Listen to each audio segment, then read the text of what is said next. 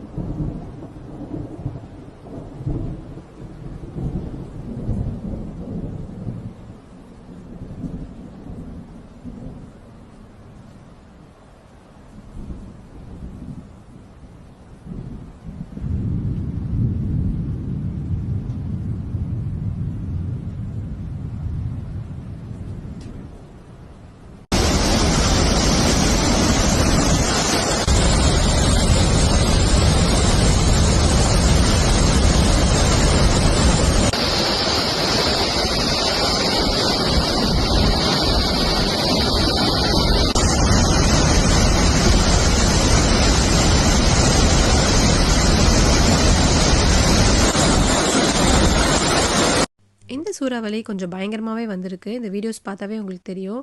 நியூசிலாண்டில் கிட்டத்தட்ட 25,000 வீடுகளில் பவர் ஆஃபுங்களாம். பயங்கரமான மழை. என்னதான் நேச்சுரல் டிசாஸ்டர்ஸ் வந்தாலும் அதுக்கான மேனேஜ்மெண்ட்டும் இங்கே பயங்கரமாக இருக்கும்.